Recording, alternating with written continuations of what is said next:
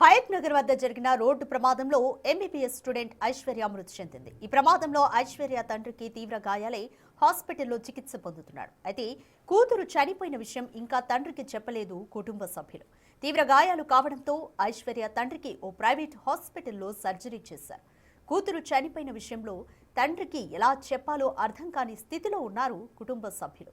మృతురాలు Aishwarya dead బాడీకి post mortem పూర్తయినా తండ్రి చివరి చూపు కోసం అంత్యక్రియలను వాయిదా వేశారు. రేపు హయత్ నగర్ లో ఐశ్వర్య అంత్యక్రియలు నిర్వహించనున్నారు.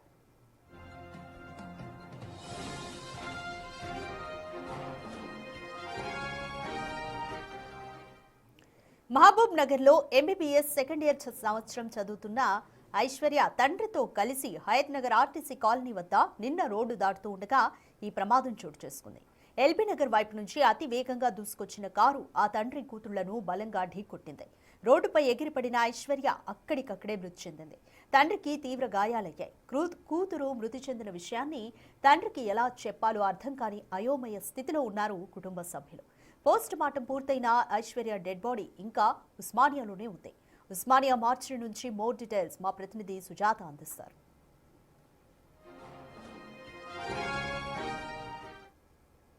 7 గంటల ప్రాంతంలో రోడ్డు దాటుతున్నటువంటి సమయంలో ఐశ్వర్య తన తండ్రిని పట్టుకొని రోడ్డు దాటుతుంటే ఓవర్ స్పీడ్ గా వచ్చినటువంటి కారు ఢీకొట్టడంతో ఐశ్వర్య తల కూడా మొత్తం గాయాల పాలైంది. తండ్రికి కాలికి గాయం కావడంతో వెంటనే ఐశ్వర్య ప్రాణాలను కాపాడండి అని తండ్రి అరుస్తుండడంతో వెంటనే హాస్పిటల్కి తీసుకువెళ్లినటువంటి క్రమంలోనే ఐశ్వర్య మృతి చెందింది. కానీ తండ్రి కాలికి విరిగిపోవడంతో ఒక ప్రైవేట్ హాస్పిటల్లో సర్జరీ చేస్తున్నారు. తండ్రికి ఇప్పటి వరకు తన కూతురు చనిపోయిందన్న విషయం తెలియడం లేదు.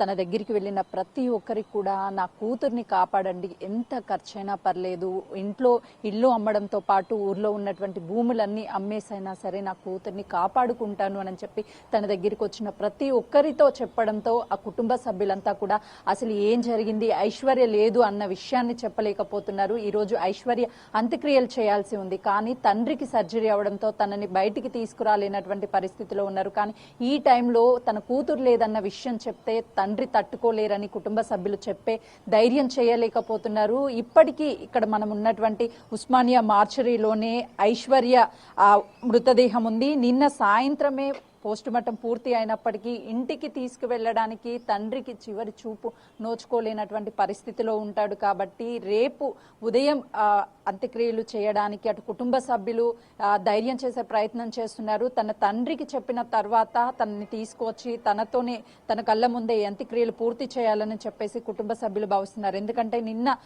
మనం తల్లితో మాట్లాడినప్పుడు కూడా ఐశ్వర్య తల్లితో చాలా గారాబంగా పెంచుకున్నాము, మా అందరికీ అండగా పెద్ద దిక్కుగా ఉంది ఐశ్వర్య, కానీ ఇప్పుడు ఐశ్వర్య లేదన్న విషయాన్ని తన తండ్రికి ఎలా చెప్పాలో మాకు అర్థం కావడం లేదని చెప్పి తను ఏడుస్తుంది. వాళ్ళ కుటుంబ సభ్యులంతా కూడా రోధిస్తున్నారు.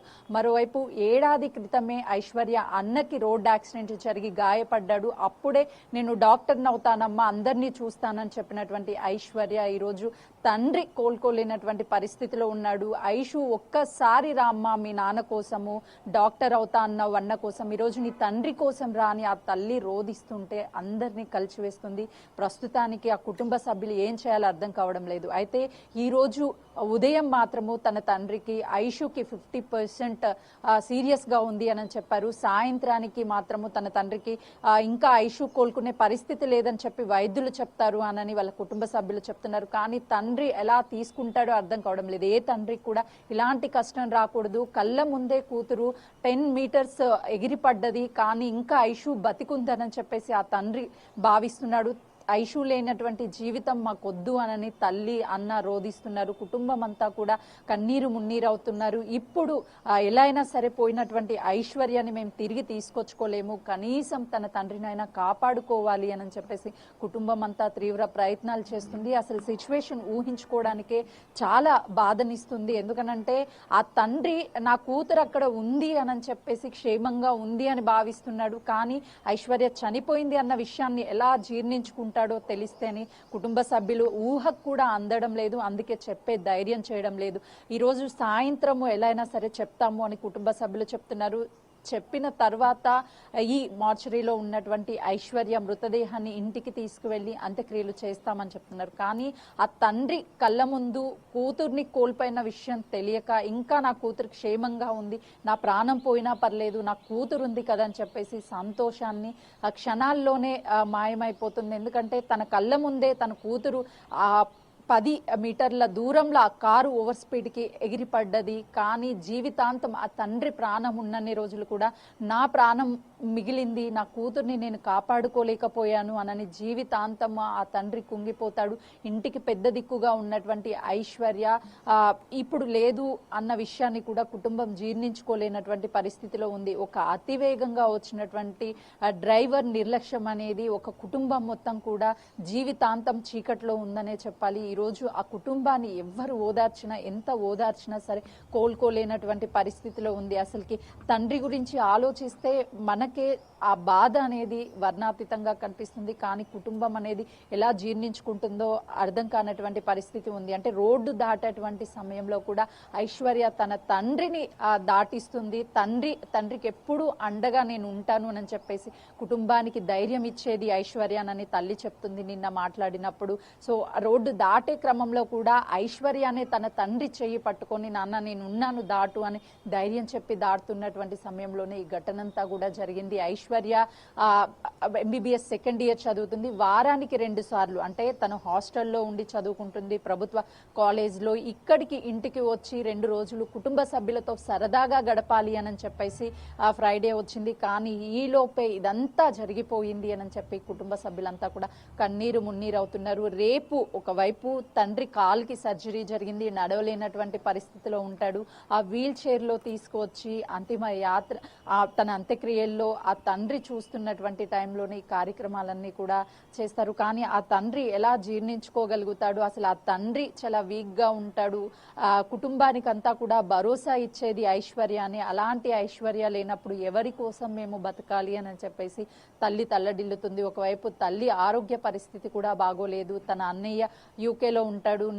నిన్న బయలుదేరినప్పటికీ ఈరోజు తెల్లవారుజామున 4 గంటలకల్లా హైదరాబాద్కి తన హయత్ నగర్ స్వగృహానికి చేరుకున్నాడు. ఈరోజు ఒకవైపు తన తండ్రి పరిస్థితి బాగోలేదు, మరోవైపు కళ్ళ ముందే చెల్లి అలా మార్చరీలో ఎవరూ లేనటువంటి అనాథగా ఉండడాన్ని కుటుంబం జీర్ణించుకోలేనటువంటి పరిస్థితులు అయితే ఉందనే చెప్పాలి. ఇలాంటి పరిస్థితి ఏ కుటుంబానికి కూడా రావద్దు అని చెప్పేసి అటు ఐషు కుటుంబ సభ్యులు చెప్తున్నారు. దాంతోపాటు వాళ్ళ బంధువులు కూడా ఐశ్వర్యాన్ని మేము రెగ్యులర్గా చూస్తాము, ఇంటికి పెద్ద దిక్కుగా ఉంది, ఈరోజు ఐశ్వర్య లేకపోతే ఆ కుటుంబం ఎలా బ్రతుకుతుందో మాకు అర్థం కావడం లేదు అని చెప్పేసి బంధువులు ఆ చుట్టుపక్కల ఉన్నటువంటి వాళ్ళంతా కూడా ఐషు ఒక్కసారి రామ్మా అని పిలుస్తుంటే గుండెలు అలిసేలా ఆ తల్లి ఏడుస్తుంటే ఎవ్వరు కూడా ఆ రోదన్ని చూసి ఓదార్చే ప్రయత్నం చేస్తున్నారు.